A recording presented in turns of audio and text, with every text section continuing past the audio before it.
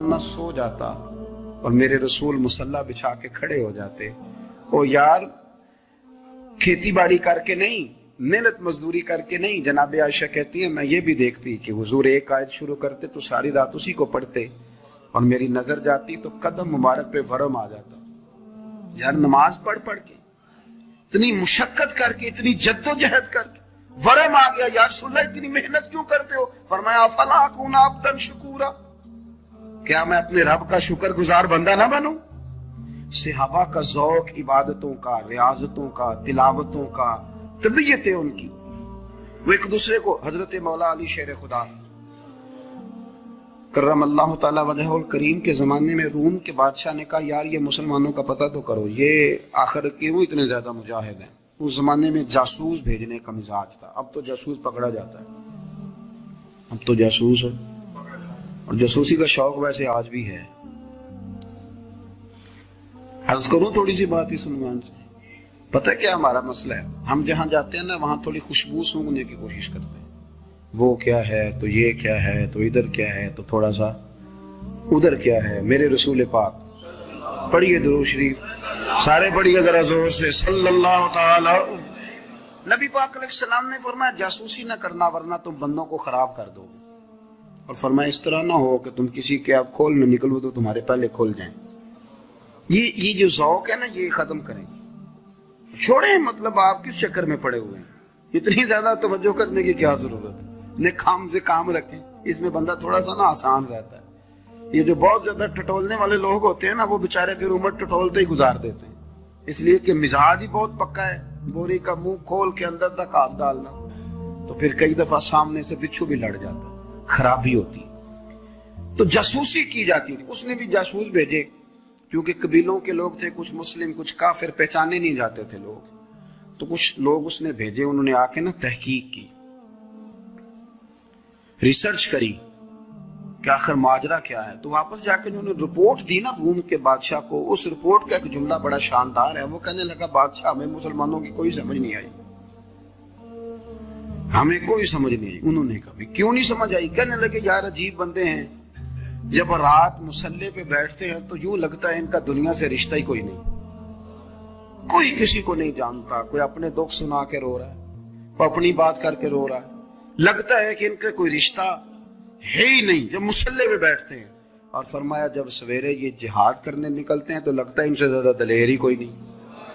حالانکہ جو مسلوں پہ رونے دھونے کے لوگ ہوتے ہیں وہ کئی دفعہ جہاد میں کام نہیں کرتے، لیکن عجیب لوگ ہیں کہ رات کے راہب ہیں، دن کے مجاہد ہیں، کوئی سمجھ نہیں آتی. میرے عزیز ان لوگوں نے مصلی آباد کر کے رکھا، تلاوتیں ان کا ذوق رہی، منظر روز پڑھنا، اسباق پڑھنا، وظائف پڑھنا، یہ ان کا ذوق رہا. اعلیٰ حضرت بریلوی رحمت اللہ نے 1000 کتاب لکھی ہے، لیکن الوظیفۃ الکریمہ کے نام سے جو وہ صبح و شام وظائف پڑھتے تھے وہ الگ انہوں نے ان کو بیان کیا. پابندی کے ساتھ اپنی اللہ اللہ کرتے. شیخ شہاب الدین سہروردی رحمت اللہ علیہ اس پر ایک بندے نے اعتراض کیا. اس نے کہا جی آپ کس قسم کے صوفی ہیں، مرید بیٹھے ہیں اور آپ وہاں نفل پڑھ رہے ہیں؟ یہ بھی بڑا مسئلہ ہوتا ہے نا. جو بندہ ملنے آتا ہے وہ اپنے ٹائم کے حساب سے آتا ہے، اور اس کا یہ بھی خیال ہوتا ہے کہ پیر صاحب جو ہیں وہ چونکہ درویش ہیں تو نہ انہیں روٹی کھانی چاہیے نہ سونا چاہیے، چونکہ وہ درویش ہیں، اور ہم چونکہ درویشوں کے ماننے والے ہیں لہذا ہمارا یہ طریقہ ہونا چاہیے کہ جیسے ہم کہیں درویش ویسے ہی کر جائے. حالانکہ جس کو آپ درویش کہیں گے آپ اس کی مانیں گے، آپ منوائیں گے نہیں، ہمارا مزاج ہوتا ہے. شیخ شہاب الدین پر لوگوں نے اعتراض کی، حضور لوگ ملنے آئے ہیں، زیارت کرنے آئے ہیں، یہ بندے دعا کرانے آئے ہیں، اللہ اللہ کرانے آئے ہیں، اور آپ نفل پڑھ رہے ہیں. کیا جملہ ہے، کیا حسن ہے، کیا خوبصورتی ہے. فرمانے لگے رب رسول سے مانگنے کے لیے مصلی بچھایا ہے، اگر وہاں سے مانگوں گا نہیں تو تمہیں دوں گا کیا؟ پہلے مجھے کچھ لے تو لینے دو، اگر میرے پلے کچھ ہے ہوگی تو آگے دوں گا نا. تو میں مانگنے گیا تھا کہ یا اللہ دے تیرے بندے لینے آئے دے، تو میں کچھ لوں گا تو آگے دوں گا نا. لیکن ہمارا یہ سٹیٹس، یہ مزاج، یہ شعور نہیں ہے. گپیں، کہانیاں، داستانیں، گفتگو، خطابت، واز، کیا بات. لیکن اگر کچھ کرنے کا کام ہو تو وہ نیم سے ہوتا. میرے نبی کریم علیہ الصلوۃ والسلام نے مصلی سے دل لگانے کا درس دیا. حضور نے توجہ دلائی. صحابہ اس ذوق کے حامل لوگ تھے، وہ کوشش کرتے تھے. جناب صدیق اکبر رضی اللہ تعالیٰ عنہ کا عبادت کا مزاج ہمیشہ قائم رہا۔ حضرت عمر فاروق ساری رات اللہ کے حضور کھڑے رہے۔ حضرت عثمان غنی رضی اللہ تعالیٰ عنہ عشاء کی نماز پڑھ کے 2 رکعتوں کی نیت باندھتے تھے، 15 سپارے پہلی رکعت میں پڑھ دیتے اور 15 سپارے قرآن مجید کے دوسری رکعت میں پڑھ دیتے۔ آپ نے نا حضرت عمر فاروق کے وصال کے بعد ان کی ایک بیوہ سے نکاح کیا، حضرت عثمان غنی نے نکاح کیا۔ وہ خاتون آپ کے نکاح میں آئیں تو عرض کرنے لگی امیر المومنین میرے لیے اعزاز تو بہت ہے کہ میں امیر المومنین کی بیوہ تھی تو امیر المومنین کی منکوحہ ہو گئی ہوں، لیکن حضور نہ تو میں جوان ہوں کہ میرے اندر رغبت ہوتی اور نہ میں اب اس قابل ہوں کہ کوئی خدمت کر سکوں، میرے ساتھ نکاح کی وجہ کیا بنی؟ تو عثمان غنی رو پڑے، فرمانے لگے میں نے عمر فاروق کو مسجد میں دیکھا ہے، عدل کرتے دیکھا ہے، انصاف کرتے دیکھا ہے، امت کی خیر خواہی کرتے دیکھا، تمہارے ساتھ نکاح اس لیے کیا ہے کہ تم مجھے یہ بتاؤ کہ عمر فاروق گھر کے اندر اپنے رب کو کیسے راضی کرتے تھے، گھر کے اندر کیسے راضی کرتے تھے، وہ طریقے بتلاؤ، تم بتاتی جانا اور میں بھی اسی طرح گھر میں عبادت کروں۔ میرے رسول کریم علیہ السلام نے ارشاد فرمایا، حضور فرمانے لگے جس گھر میں اللہ کا ذکر ہوتا ہے وہ گھر زندوں کا ہے، اور جس گھر میں رب کریم کا ذکر نہیں ہوتا وہ گھر زندوں کا نہیں ہے۔ گھر نہ ہم نہ کتابوں میں پڑھتے ہیں کہ ایک بزرگ کہتے ہیں، حضرت فضیل بن ایاز کہتے ہیں کہ میں ایک گلی سے گزر رہا تھا تو گھر کے اندر کسی قاری سامنے قرآن کی آیت پڑھ دی، ولی من خاف مقام ربہ جنتان، میں تے میرے کانوں سے ٹکرائی تو اللہ نے میری کایا ہی پلٹ دی، میں توبہ کر گیا۔ اب گھر کے اندر سے آواز آئے تو صحیح نہ تلاوت کی، پر اندر سے آواز آتی نہیں، یا ڈیک بجنے کی آواز آتی ہے، یا ٹی وی چلنے کی آواز آتی ہے، یا دھوم مچانے کی آواز آتی ہے۔ عبادت کا وہ جو خاص شوق تھا، وہ جو حسن تھا، وہ جو توانائی تھی، وہ جو بات تھی۔ ایک جگہ پہ ہم بیٹھے تھے تو وہاں ایک صاحب آئے اور انہوں نے آتے ہی کہا کہ مہربانی کریں ذرا مجھے مصلی دے دیں، میرے نہ کچھ نفل رہ گئے۔ تو میں نے وضو کر لیا تو کوئی مصلی مل جائے، مصلی انہیں دے دیا گیا، وہ مصلی لے کے چلے گئے تو پیچھے ایک صاحب نے تبصرہ کیا، کہنے کتنا ریاکار بندہ ہے، لوگوں کو دکھا رہا ہے کہ میں نفل پڑھتا ہوں، ہے کوئی بات کرنے والی؟ میں نے اسے کہا تو مہربانی کرنا اس طرح کی ریاکاری تو بھی کر، پکڑ مصلی اور جا تو بھی تھوڑی ریاکاری کر کے آ، اٹھ ذرا شکر کر، کوئی یہ ریاکار بھی ملا ہے، کوئی نفل پڑھ کے ریاکاری کر رہا ہے۔ اللہ کا میں کہتا ہوں کو پڑھے تو صحیح نہیں، یہ کوئی دور ہے نفل پڑھنے کا؟ اس میں تو لوگوں کا مزاج ہی نہیں، طبیعت ہی نہیں۔ میں نے کہا چل مہربانی کر، یہ لے مصلی اور تو بھی جا تھوڑی سی ریاکاری کرو تو صحیح نا، مزاج ہی نہیں، ذوق۔ جمعے کی نماز پڑھ کے یوں دنیا بھاگتی ہے، او ہو پتہ نہیں کون سی پیچھے آگ تھی جو بجھائی جائے گی، اور آج تک لوگ مسئلہ پوچھ رہے ہیں کہ جمعے کی بعد والی سنتیں کتنی ہوتی ہیں۔ میں نے کہا کتنے سال ہو گئے جمعہ پڑھتے، کتنے سال ہو گئے، ابھی تک سنتوں کا نہیں پتا، ابھی تک نہیں علم کے پہلے کتنی رکھتے ہیں اور بعد میں کتنی رکھتے ہیں۔ فجر کی سنتیں کب پڑھنی چاہیے، سنو فجر کی سنتوں کے بارے میں۔ میرے رسول کریم سید عالم صلی اللہ تعالی علیہ وسلم سے ایک صحابی نے پوچھا تھا، حضور میری فجر کی سنتیں رہ گئیں یا رہ جاتی ہیں تو حکم کیا ہے؟ کیا انداز ہے حضور کا، بخاری مسلم کے لفظ سنو۔ حضور سید عالم صلی اللہ علیہ وسلم فرمانے لگے، اس نے کیا پوچھا تھا، حضور جواب کیا دیتے ہیں؟ فرمایا فجر کی سنتیں کبھی نہ چھوڑنا، فجر کی پہلی 2 سنتیں کبھی نہ چھوڑنا۔ یا رسول اللہ صلی اللہ تعالی علیہ وسلم میری رہ گئی ہیں، رہ جاتی ہیں۔ فرمایا فجر کی 2 سنتیں نہ چھوڑنا، فرمایا فجر کی پہلی 2 سنتیں مجھے دنیا اور دنیا کے اندر جو کچھ ہے وہ سب سے زیادہ پیاری ہے۔ فجر کی 2 سنتیں دنیا اور دنیا میں جو کچھ ہے مجھے وہ سب سے زیادہ پیاری ہے، اس لیے فجر کی سنتیں نہ چھوڑنا۔ اپنا ذوق، اپنی طبیعت، ہم نے نا ذوق غلط بنا لیا ہے۔ اگر 20 بندے کہہ بھی دیں گے تو نے بڑی شاندار تلاوت کیا تو کیا اس سے بنے گا؟ 100 بندہ کہہ بھی دے تیری کیا بات ہے، کیا بات ہے نعت خاں کی، کیا بات ہے علامہ صاحب کی، پیر صاحب کی، پیر مہر علی شاہ صاحب رحمت اللہ علیہ۔ آپ تشریف فرما تھے تو آپ کے ایک ہی بیٹے بابو جی جن کو کہا جاتا ہے، جس دن صاحبزادے پیدا ہوئے تو خادم نہ وہاں سے نکلا۔ ان لوگوں کے شوق اور طرح کے تھے نا، تو ان کی توجہ بھی اپنے شوق کی طرف رہتی، تو خادم نکلا اندر سے، پیر صاحب مبارک ہو، پیر صاحب مبارک ہو، پیر صاحب مبارک ہو، پیر صاحب مبارک، وہ شور کر رہے ہیں۔ تو پیر صاحب کو وجد ہو گیا، اللہ اکبر اللہ اکبر اللہ، وہ کیا ہوا؟ किस बात की मुबारक दे रहे हो? कि हुजूर अल्लाह ने बेटा दिया। तो आप फरमाने लगे अच्छा हुजूर आप क्या हुआ, आप तो परेशान हो गए। फरमाने लगे जब तूने 3 दफा कहा ना मेरे अली को मुबारक हो, तो मैं समझा था शायद तुझे किसी ने बता दिया है कि मेरे अली से अल्लाह राजी हो गया। मैं समझा था कि शायद तू ये खबर लेके आया है कि किसी ने बताया है कि मुझे आज खबर मिली है कि मेरे अली से रब अच्छा पुत्र हुआ है। अल्हम्दुलिल्लाह, अल्लाह का शुक्र है। पर मेरे लिए मुबारक का दिन वो होगा जब मेरा रब कहेगा कि मैं मेरे अली से राजी हूँ, मेरे महबूब कहेंगे कि मैं मेरे अली से। आप बात को समझे, शौक ही किसी और तरफ था, दिल ही कहीं और लगा हुआ था, तबीयत ही कहीं और मायल थी। कोई वजीफा पूछते थे तो पढ़ते थे वो लोग, कुछ अल्लाह अल्लाह उन्हें बताई जाती थी तो करने का जौक रखते थे, तबीयत थी, कायल थे। हजरत रबी कहते हैं मैं बड़ी दूर से सफर करके गया हजरत अवैस करनी से मिलने, बड़ी दूर से। और जब मैं पहुंचा तो फजर का वक्त था, तो हजरत अवैस करनी को मैंने पा लिया। तो वो नमाज पढ़ के ना कुरान शरीफ लेके बैठ गए। फरमाते इशराक चाश्त का वक्त हुआ तो नफलों की नियत बांध ली। मुहद्दिस इब्नुल जौज़ी ने लिखा है, फरमाते हैं फिर जब ज़वाल का वक्त हुआ तो मस्जिद में झाड़ू देने लग गए। जोर की नमाज पढ़ के तो असर की तैयारी तक वो मस्जिद में बैठे रहे।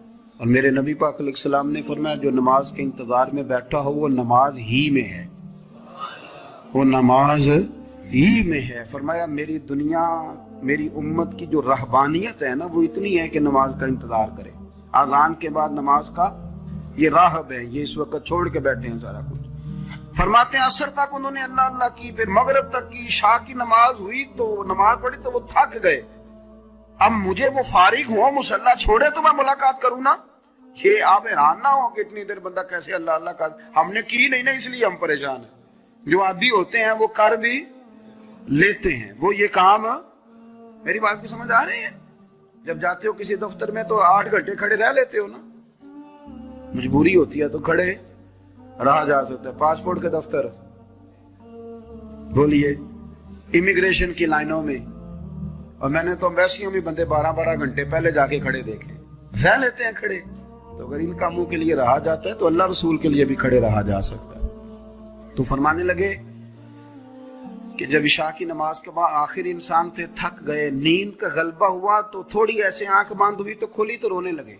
हजरत वैसे कर लिया, रो के कहने लगे मालिक मुझे गाफिल तो ना कर, कोई मैंने किया भी कुछ नहीं, दिन खत्म हो गया, कोई नफल नहीं, कोई अल्लाह अल्लाह नहीं, अल्लाह मुझे गाफिल ना कर, मेरी मदद फरमा।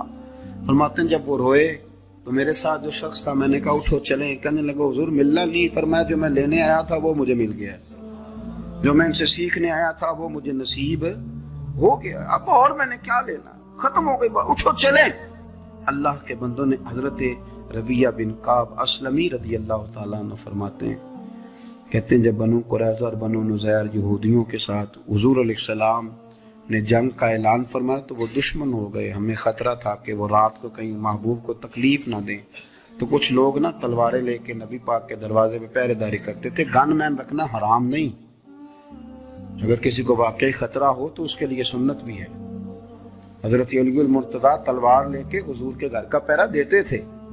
हजरत रबिया बिन काब असलमी रदी अल्लाह तआला अन्हु फरमाते हैं कि रात मेरी ड्यूटी थी कि मैं हुजूर के घर का पहरा दूंगा। तो फरमाते हैं मैं बाहर सुन रहा था, सारी रात ही मेरे नबी पाक ने अल्लाह की तस्बीह पढ़ी, सारी रात, कभी तस्बीह, कभी तहलील, कभी तहमीद, कभी तकबीर, सारी रात। फरमाते हैं सारी रात हुजूर पढ़ते रहे और सारी रात ही मैं सुनता रहा। मुझे ऊँघ आ गई, मेरी आंख लग गई, हुजूर अभी पढ़ रहे थे, मैं थक के सो गया। और फरमाते हैं जब मेरी आंख दोबारा से खुली तो मेरे कानों में फिर कोई चीज गूंजी, तो मैंने कान लगाया तो मेरे हबीब अभी भी अल्लाह को याद कर रहे। सारी सारी रात हुजूर रब की इबादत करते। इसीलिए तो कहा या अय्युहल मुज़म्मिलु कुमिल लैला इल्ला कलीला, हबीब सारी रात तो ना जागा कर, थोड़ा आराम भी कर लिएगा। मेरे भाई अपना मुसल्ला, अपनी इबादत, अपने वज़ाइफ, अल्लाह अल्लाह जो आपने किसी से सीखी है उसको कभी कमजोर ना होने दें। शजरा शरीफ जो किसी बुजुर्ग से आप ले लेते हैं तो क्या रस्म है कोई, उस पर कुछ लिखा होता है, वो पढ़ने के लिए दिया जाता है, उस पर लिखा होता है कि ये अल्लाह अल्लाह आपने करनी है। सारी जिंदगी किसी स्कूल में दाखिल हो गए और वहां जाके आप निसाब ही ना पढ़ें, किताब ही ना खोलें तो पास हो जाएंगे? وہ کہتے ہیں میں 20 سال جاتا رہا ملا کچھ نہیں، تو آپ نے لیا کیا ہے؟ ایک اتنی سی کتاب تھی، اس کو تو کھول کے آپ دیکھ نہیں سکے، اس کے وظائف تک تو رسائی نہ ہوئی، اس لیے کہ اللہ اللہ کرنا مشکل ہے اور تصویر کھچانا یہ آسان کام ہے۔ تو جو آسان ہے اس طرف ہماری توجہ لگی رہتی ہے اور جو مشکل ہے اس طرف ہم ذوق پیدا نہیں کرتے۔ یا ایھا الناس اعبدوا ربکم، کسی کو شریک نہ بناؤ، وانتم تعلمون، اور تم جانتے بھی ہو، تمہیں خبر بھی، تمہیں پتہ ہے کہ عبادت اللہ کی کرنی چاہیے، تمہیں پتہ ہے کہ نماز پڑھنی چاہیے، تم جانتے ہو کہ نوافل ادا کرنے چاہیے، تمہیں پتہ ہے کہ سجدے آنکھیں بند کر کے جھوٹ کی زندگی جی کے اپنے ساتھ بددیانتی کر کے دھوکہ دے کے اپنے آپ کو دائیں بائیں اپنے آپ کو کہیں مصروف رکھ کے کچھ وقت ضائع تو کر لیتے ہو، پر تمہیں پتہ تو ہے نا کہ عبادت اللہ کی کرنی، تمہیں اس کی خبر ہے۔ فرمایا اس رب کی، دیکھیں نا، انسان پر اگر کوئی شخص نیکی کر دیتا ہے، احسان کر دیتا ہے، تو انسان اس کے سامنے پھر گردن نہیں اٹھا سکتا، یار یہ میرے مشکل وقت کا دوست ہے، اس نے میرے ساتھ نیکی کی ہے، کبھی بھی گردن نہیں اٹھائے گا، جھکا کے رکھے گا۔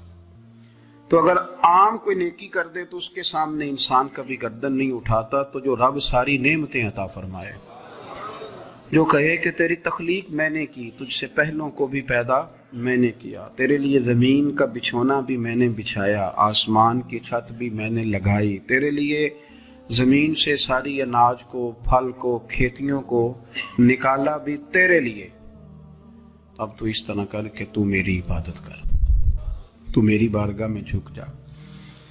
بہت سارے نشے لوگوں کو لگے ہوئے ہوتے ہیں، ہر آدمی کوئی نہ کوئی نشہ کرتا ہے، کوئی دولت کا کرتا ہے، کوئی شہرت کا کرتا ہے، کوئی اپنی تعریف کا نشہ کرتا ہے، دو چار لوگوں سے تعریف سن کے مطمئن ہو جاتا ہے۔ ناراض تو نہیں ہوگی اس جملے سے؟ آپ کرتے ہیں لوگ دولت کا نشہ بھی، یہ جب نقصان ہوتا ہے تو بندے بیمار نہیں ہو جاتے، پیسے ڈوب جاتے ہیں تو لوگ بیمار نہیں ہو جاتے، تو اس کا مطلب یہ ہوتا ہے کہ نشہ ٹوٹ گیا ہے۔ اب بہک ہوئے ہیں نا تھوڑے سے تو کانپتے ہیں، تڑپتے ہیں، پریشان، نشہ ہی اسی طرح ہی کرتا ہے نا، نہیں ملتا تو پریشان ہوتا ہے۔ یہ سارے نشے ہیں، مختلف قسم کا نشہ۔ ہم مانتے نہیں اس بات کو، تسلیم نہیں کرتے، کیونکہ تسلیم کرنا بڑا مشکل کام ہے، اس کے لیے تو بڑی ساری چیزیں جو ہے وہ دبوچ کے اور بڑی سارے رستے پھلانگ کے آنا پڑتا ہے، تو بڑا مشکل ہے ماننا، ورنہ کرتے ہیں ہم، ہمارا مزاج ہے۔ یہ گھومنے پھرنے کا، دنیا دیکھنے کا بھی ایک نشہ ہے، یہ بہت ساری باتیں کرنے کا بھی ایک نشہ ہے، گپ شپ کا بھی ایک نشہ ہے۔ دو چار لوگوں کی جب تک پگڑیاں نہ کھول لیں، بعض لوگوں کو نیند نہیں آتی، یہ غیبت کا، چغلی کا، بددیانتی کا، یہ بھی ایک نشہ ہے۔ اس پر ملا رومی رحمت اللہ نے بڑا کلام لکھا ہے، وہ کہتے ہیں مانگ کے کھانے کا بھی نشہ ہے، مانگ کے کھانے کا بھی نشہ ہے۔ وہ کہتے ہیں کہ ایک بھیک مانگنے والی خاتون تھی، تو بادشاہ کے پاس بھیک مانگنے آئی، تو بادشاہ کو پسند آ گئی، اس نے شادی کر لی۔ اب اس کو عادت تھی بھیک مانگ کے کھانے کی، تو وہ کنیزوں سے کہا کرتی تھی کہ فٹافٹ نہ روٹی لے کے آیا کرو، میں 2-3 دفعہ مانگوں تو پھر لایا کرو، کیونکہ ایک نشہ ہے نا، تو میں مانگوں 2-4 دفعہ تو پھر۔ تو انسان بہت سارے نشے کرتا ہے، یہ مانتا نہیں، یہ موبائل، یہ فیس بک، یہ سارے نشے ہی ہیں، اپنی فوٹو لگا لینا، سارا دن اسی کو دیکھتے رہنا۔ اور بڑے بڑے سیانے بندے جو وزادار ہیں، بڑے وزادار لوگ ہیں، لیکن وہ بھی سنجیدگی کے قائل نہیں، اس طرح کے نشوں کا شکار ہیں۔ یہ سارے نشے ہیں جو ہم نے پال لیے۔ ہمارے صوفیاء، ہمارے بزرگ فرماتے ہیں کہ تم اس طرح کرو، اگر سارے نشوں سے بچنا چاہتے ہو تو سجدے کا نشہ شروع کرو، سجدے کا نشہ شروع کرو۔ یہ نا اقبال کہتے ہیں، عطار ہو، رومی ہو، رازی، آپ بات کو سمجھیں، عطار ہو، رومی ہو، رازی ہو، غزالی ہو، کچھ ہاتھ نہیں آتا بے آہ سحر گاہی۔ کہتے ہیں بہت بڑا صوفی ہو جیسے فرید الدین عطار تھے، بہت بڑا تصوف کا امام ہو جیسے امام غزالی تھے، بہت بڑا تفسیر کا استاد ہو جیسے امام رازی ہو، عطار ہو، رومی ہو، رازی ہو، गजाली हो पर कुछ हाथ नहीं आता बे आहे सहरगाही। अगर सवेरे उठ के रोता नहीं ना अल्लाह की बारगाह में, अगर तहज्जुद नहीं ना पढ़ता तो कुछ हाथ नहीं आता बे आहे सहरगाही। फिर इसको कोई चीज नसीब। मेरी बात की समझ आ रही है आप हजरात? जब तक आप सवेरे नहीं उठते, आप अल्लाह अल्लाह नहीं करते, आपको नवाफल का चस्का नहीं, इबादत का मजा नहीं, फरमाया मेरी इबादत करो, ये शौक पैदा करो, मैंने तुम्हें पैदा किया है। हम लोगों के नशे मुख्तलिफ नशे, बड़ा अजीब रंग है। महफिल की सदारत करने वाले बड़े पीर साहब, बड़े अलकाबात, ओहो, बीच में से बंदा तलाश करने से भी नहीं मिल रहा, इतने बड़े लकब है उसके। लेकिन वो साज संवर के 2.5 घंटे बैठा रहा महफिल में, और नमाज का वक्त आया तो उसने मुख्तसर सी पढ़ी, वो निकल गया। हल्के से सजदे किए। ओ इतना बड़ा इश्क रसूल नात खां, ओ हो क्या बात है। और इश्क रसूल का बहुत बड़ा पैगाम्बर, बहुत बड़ा मुबल्लिग, और बेचारा समझ ही नहीं सका कि अल्लाह के रसूल ने फरमाया तो नमाज पढ़, मेरी आंखें ठंडी हो जाएंगी। तो ये नशे के आदी तो हैं पर हकीकत के कायल नहीं है। ये बस ठीक है, ख्वाबों की दुनिया में लोग जिंदा हैं, पर जिनको ये जो नशा था ना इबादत का, ये मेरे रसूल पाक की चाहत है, ये मेरे नबी करीम अलैहिस्सलाम की। आप देखें ना, हुजूर महीनों महीनों जाके गारे हिरा में बैठते थे। क्या वहां तबलीग करते थे? कोई किताब लिखते थे? रसूल करीम अलैहिस्सलाम महीना महीना रहते गारे हिरा में। कोई ना मुझे देखे, कोई ना मुझे मिले, हुजूर यहाँ क्या है? फरमाया मैं अपने रब की इबादत करूंगा। नबी करीम अलैहिस्सलाम ने सजदों के साथ पत्थरों और पहाड़ों को आबाद कर दिया, सजदों के साथ। आपका सजदा आपको बहुत सारी चीजों से छुड़ा लेता है, ये बहुत सारी जगहों से झुकने से बचा लेता है। सूफिया औलिया ये क्या करते थे? ये सजदे का ज़ौक़ ही तो पैदा करते थे। सजदे का ज़ौक़ शाह अब्दुल अजीज दब्बाग रहमतुल्लाह ताला अलैह अपने मुरीदों से फरमाया करते थे कि अगर तुम पक्के नमाजी बन जाओ ना, तहज्जुद गुजार हो जाओ, तो मेरे पास आना जाना छोड़ देना। और इसकी हुजूर क्यों? फरमाया मैं तुम्हारे और रब रसूल के रास्ते में रुकावट नहीं बनना चाहता, और मेरा मकसूद है तुम्हें वहां तक पहुंचाना। जब पहुंच गए तो फिर मेरी जरूरत खत्म हो गई। हाँ, कभी वसवस आए, शक पैदा हो, तकलीफ हो तो आना, वरना मैं नहीं चाहता कि मैं रुकावट बना रहूं। तुम अल्लाह अल्लाह करो, उस मालिक को राजी करो। मेरे रसूल पाक अलैहि वसल्लम ने फरमाया बंदा अल्लाह के सबसे करीब उस वक्त होता है जब वो सजदे की हालत में होता है। किसके करीब होता है? अल्लाह के सबसे करीब होता है। वो बड़ा नेड़े है रब के, बड़ा करीब है, इसलिए कि वो हालत है सजदा में। वो जब सजदे करता है ना, उसकी बारगाह में जब झुक जाता है, आप जरा सजदे की कैफियत देखें ना। जुबान भी यहाँ है, आंख भी यहाँ है, कान भी, अकल भी सारी, इसने सारा कुछ रख दिया सजदे में। आप वो कभी पीछे जाए तो देहातों में कहा जाता था नाक से नकीरे निकालो, बहुत बड़ी सजा होती थी ना, नाक से नकीरे निकालो, बड़ी सजा होती थी। तो इसने कहा मालिक मुझे किसी ने कहा नहीं, पर देखना मैंने रख दी सारी अकल सजदे में, और रख के कहा क्या? सुभान रब्बी या अल्लाह मैं पस्त हूं तो आला है, अल्लाह तू मेरा रब है और तू सबसे आला। इतना, और फरमाया जब ये इस कैफियत में होता है तो फिर ये अपने रब के करीब होता है। कसरत इबादत, नवाफल।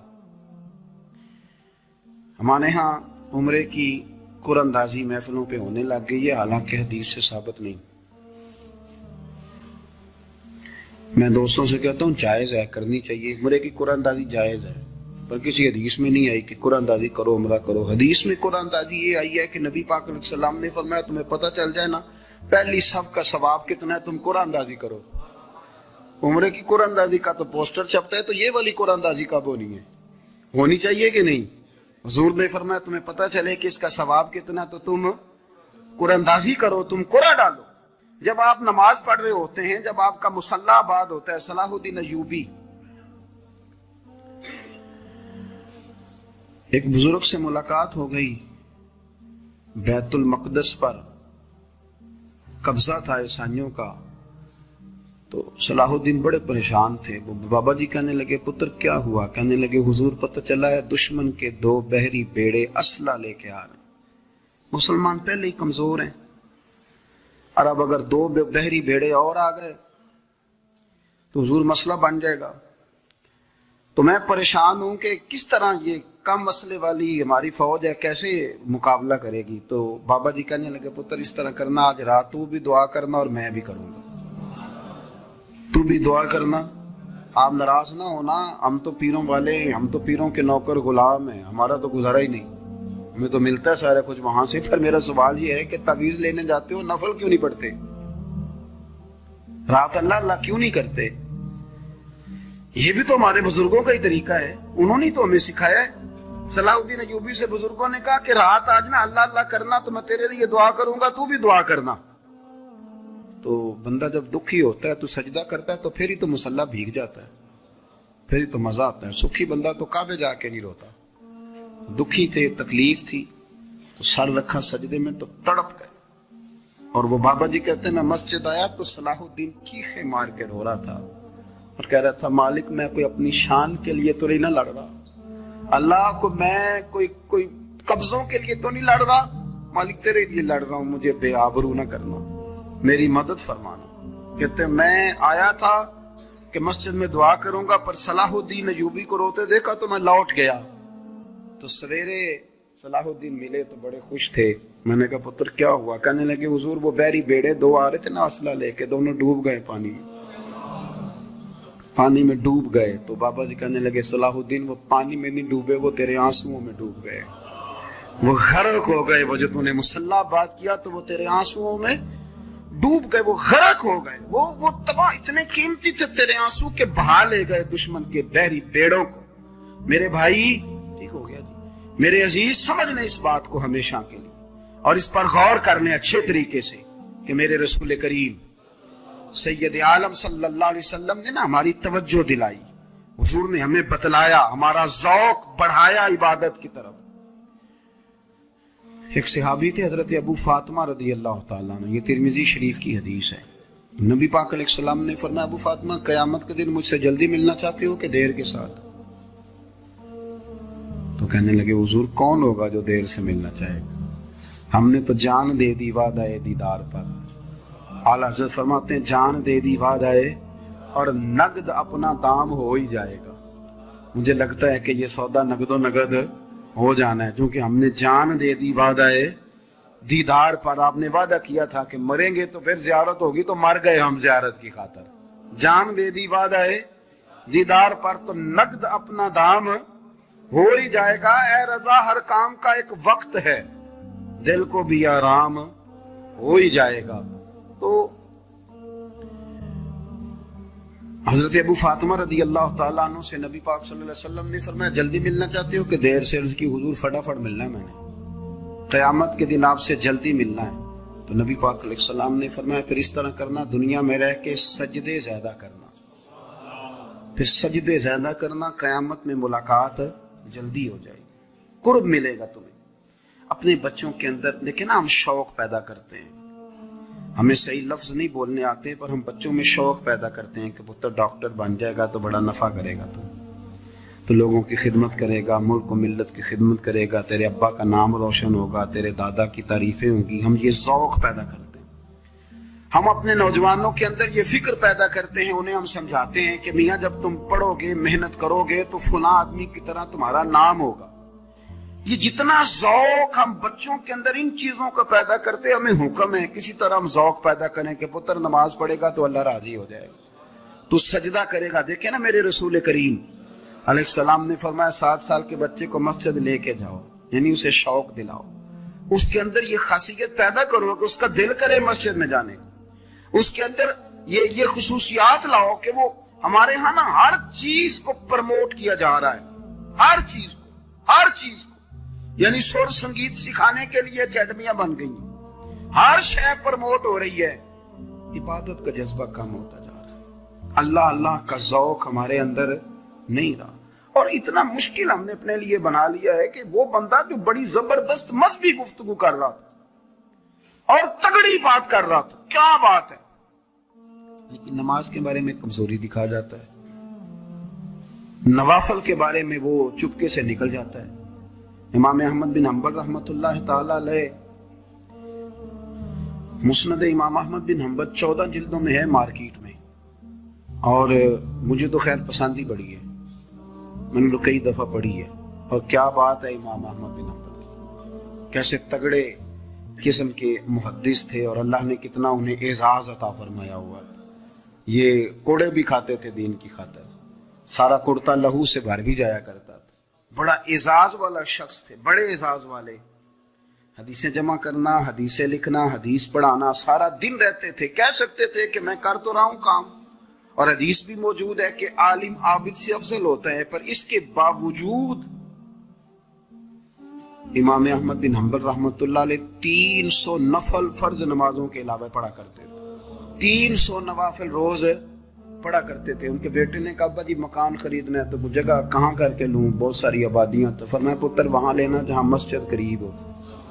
मेरे रसूल करीम सैयद आलम सल्लल्लाहु अलैहि वसल्लम इतना पसंद करते मस्जिद को, इतना पसंद करते नमाज को, कि रसूल करीम सल्लल्लाहु अलैहि वसल्लम तहज्जुद की नमाज भी पढ़ते, फिर हुजूर फजर की नमाज भी पढ़ते।